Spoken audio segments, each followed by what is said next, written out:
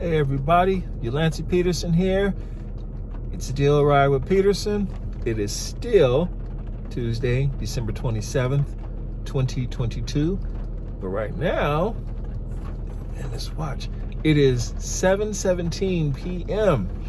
and it's still raining in LA. You know, I was thinking, what is the end game of Rideshare? What are they trying to accomplish? Well, to make this a quick and easy video, I believe it's a 4-part plan. The first thing was to figure out what are they trying to solve. See, Rideshare came about to solve a problem that no one asked them to solve.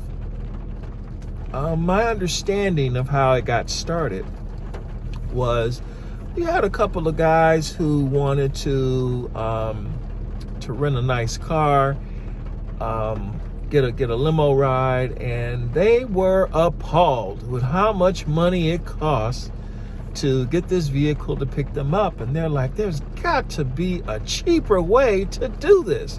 There's got to be a better way, a faster way to do this. And voila, Rideshare was born. At least that's one story that comes about.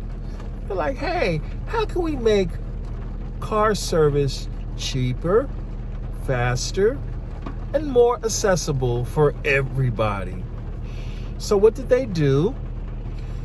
They came up with this wonderful idea to embrace the drivers, because they're the ones that had the cars.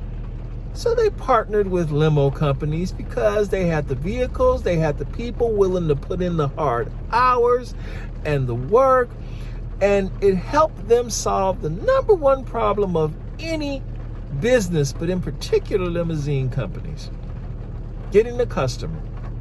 So they said, hey, the limo companies provided the cars, the insurance, and the drivers. They knew the market. The company said, hey, we will give you a software platform that will allow you to get all these customers, and you will make all the money you could ever fantasize about. Okay? And for a while, it seemed like a pretty good deal. Everybody seemed to be happy. So they embraced the drivers. Then the customers, they started coming. So they embraced the customers. But then they said, hey, we can make a little more money, and we can turn this into a publicly traded company. And boom, they embraced the investors. More than they did when the company was private. And my goodness, buku money was made, millionaires became billionaires, and everybody seemed to be happy. But then there was a little problem. They had to start producing quarterly reports, profit and loss, expectations of increased revenue, and go up 1% a quarter and show that there's continued upward mobility. So it's like, well, we got to find a way to increase our revenue. Well, I know what we can do. We got to find a way to get rid of the drivers. So first, they embraced the drivers. Now they want to eliminate the drivers. But simultaneously, they want to create dependence on the passengers. Because you see, the passengers, they're saving all this money. They don't have to buy a car anymore. They don't have to do insurance anymore. They don't have to pay for gas. They don't have to pay for tires. They don't have to pay for brakes, coolants. They don't even have to pay for car washes. They don't have to clean the car. They don't even need a garage. They don't even have to find a parking spot. No public meters to feed all the time. No paying the mall when they go to park their car. Hey, they just tap on the app. A car comes pick them up. They load all their Christmas presents in the back, and poof, they whisk them away to their home, and poof, the car goes away magically, and then 2 days later, poof, another car comes up, and it goes all over again. It seemed great. Well, now the riders are dependent on it. So it all comes down to 3 little things: embrace, replace, and eliminate. The whole goal is real simple. On the driver's side, they want to eliminate the drivers. They can just simply get rid of the drivers and have these computerized cars driving around and do everything they need to do.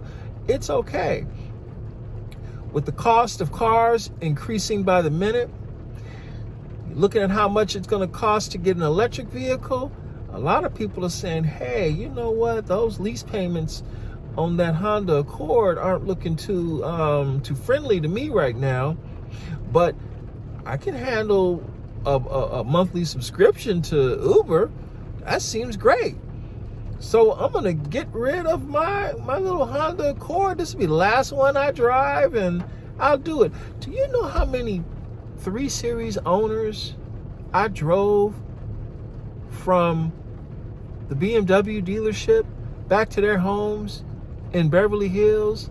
And they told me, oh, I'm turning in my car because I don't need to lease a car anymore. I just take a Uber now. And I treat myself to, now that I got extra money, I can take a Uber Black, or Uber Select to take me around where I need to. I love it. I heard that so many times. They found a way to have their cake, put the cream cheese on top, and eat it too. Oh yes, very tasty carrot cake they've got with Rideshare. So the company is taken care of because they're finding ways to make money without paying for the tool that's necessary to make it happen. They don't have to pay for the cars. Last time I checked, Uber doesn't own any of these cars. They're certainly not paying for the gas or the charging. When you blow out a tire, are you going to send an email to Uber support? Are they going to send you a new Michelin tire? No. So, and the customers, well, my goodness, they do some of anything in the car.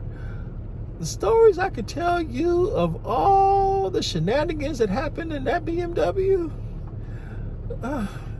let's just say use your imagination, and it is 99.98% true. Believe it, okay? So,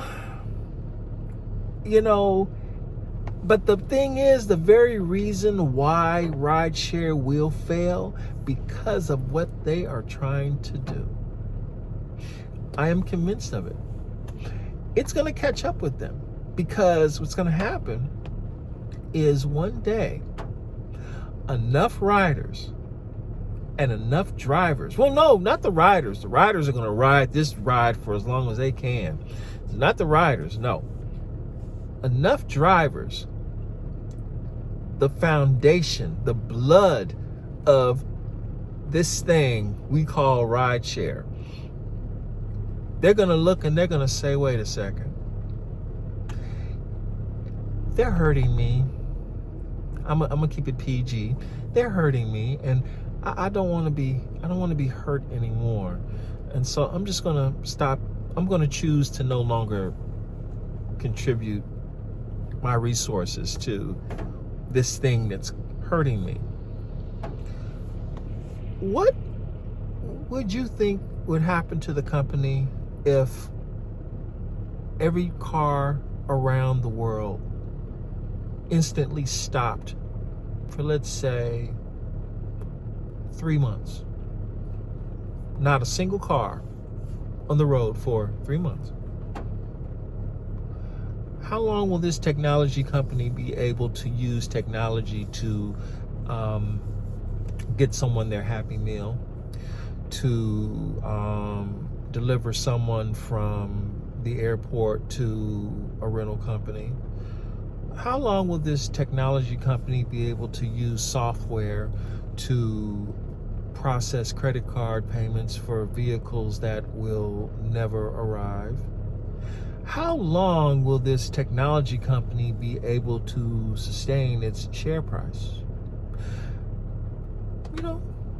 2 months, 3 months? How long?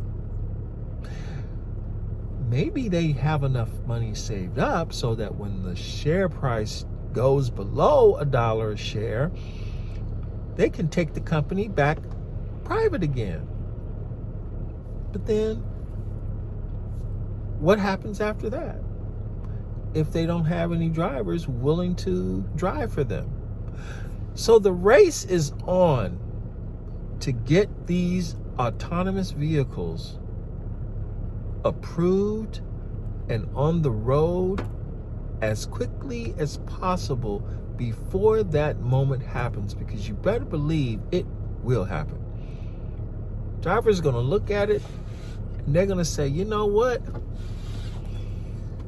What's that line in that movie? We are fed up and we're not going to take it anymore. I know y'all research it, y'all find it out. But one day it's going to happen, and it's going to be a worldwide event when that happens. Well, at least in the United States of America. The company will still continue to exploit other countries that don't have the mindset and the laws of the United States.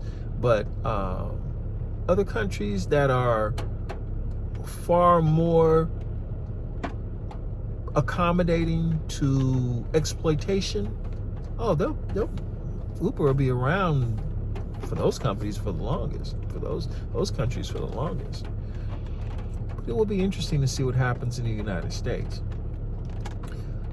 When Rideshare loses their court case in California, that will be the first test, because it will be proven that Prop 22 is unconstitutional in the state of California.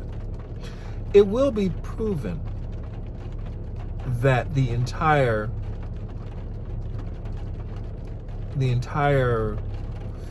what's the word out? I don't know, the whole lie of Prop 22 needs to be immediately